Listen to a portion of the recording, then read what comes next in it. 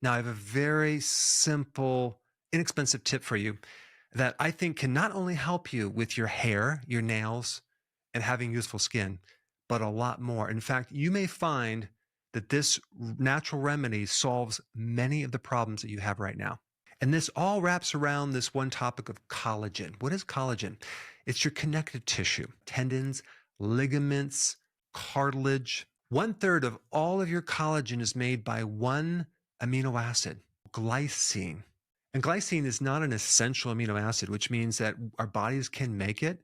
But here's the thing, our bodies really don't make enough glycine. And if you're not getting it from the diet, chances are you're going to be deficient because normal proteins, red meat or chicken or fish or even eggs or even dairy are not very high in glycine. You'd have to be eating the skin on the chicken and the cartilage like on the chicken bones or organ meats. And a lot of people do not do that. So we can be consuming a lot of protein, but not getting this one amino acid that could lead to all sorts of issues. Check this out. Glycine is needed to make the most important antioxidant of all your cells. That's called glutathione. If you don't have glycine, you can't make glutathione, which means you can't detoxify, which means that you're going to have a buildup of toxicity, which relates to inflammation. This is one of the reasons why glycine is very anti-inflammatory. So glycine is very, very important for your liver.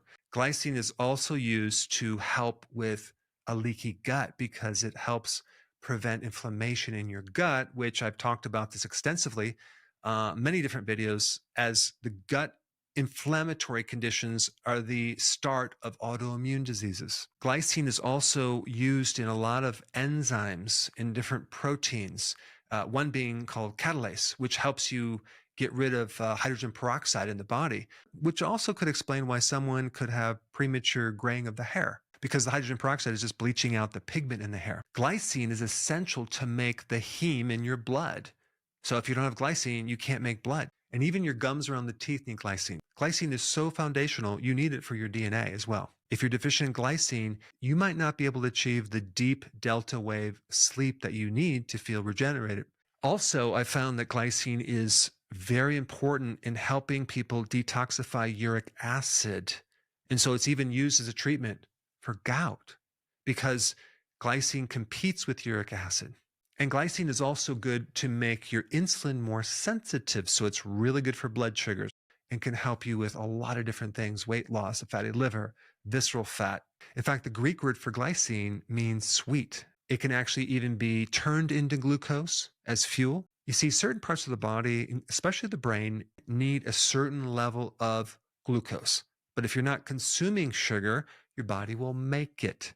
Well, guess what? Glycine can be a precursor for that sugar. And I think some people might be concerned too, if that's going to bump me out of ketosis. If I take glycine, it's going to increase my sugar. But at the same time, look at the benefits. It actually helps stabilize your blood sugar, as well as maybe a little bit more insulin spike, but it's going to make insulin more sensitive. So it's more corrective on insulin versus regular sugar that doesn't improve your blood sugars, right? But there's something else that's interesting when you consume glycine.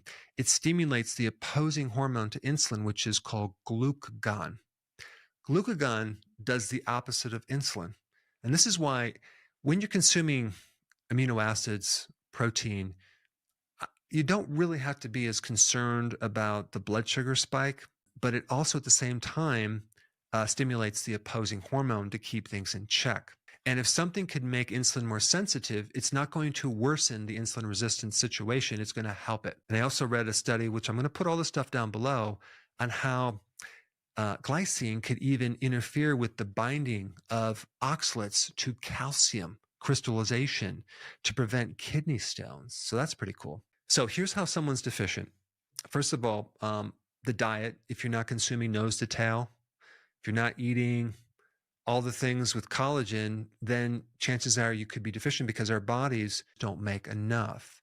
There's a massive demand for glycine if you're under stress, if you're taking medications, if you're drinking alcohol, if you're exposed to toxins, if your liver is working overtime to get rid of poisons for some reason. It just so happens that 1/3 of collagen is glycine. And a real simple way to get collagen is gelatin Knox blocks. You can buy it in these packets. You can get it on Amazon. You can look it up. Put a little stevia in it and consume that on a regular basis to get your glycine. I think that's a really easy way to get your glycine.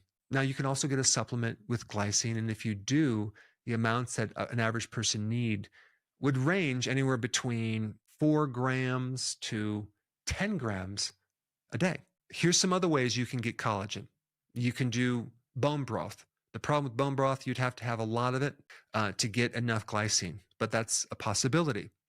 Another way to do it is to have chicken soup, and you take the whole chicken, put it in the crock pot, and just cook it all day long. And so you have all this great collagen, which is very high in glycine. You can even do like pork rinds, right? Just make sure it doesn't have added MSG or other chemicals. You'd have to have a good amount of it, but it can contribute to your glycine. So in different countries, they do it differently. They might, in certain countries, use, just cook the entire fish with the head and everything to make their broth. Certain people have recipes for chicken feet, or they cook their bone down in some broth. So there's many different ways to get collagen. You may have heard this term hydrolyzed collagen, right? What does hydrolyze mean? It basically means you're breaking down the protein into smaller chains. Okay, they're called peptide chains. So it's just an easier way to get your collagen because it's already broken down. And also beyond Knox blocks gelatin, there's another great product called Great Lakes beef gelatin. If you do take glycine, okay, do you have to be concerned about taking too much of it? Yes, but you would have to have something like 600 grams, okay, 600 grams. We're only talking about between 4 and 10 grams a day. If possible, I would recommend taking the glycine with food, not on an empty stomach. But here's the thing, as we age, the need for glycine goes up.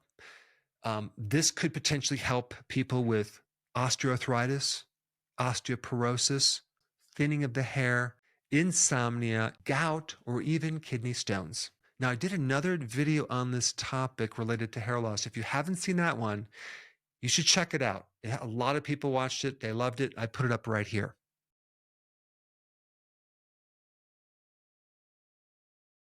Before you go real quick, I have a course entitled How to Bulletproof Your Immune System. It's a free course.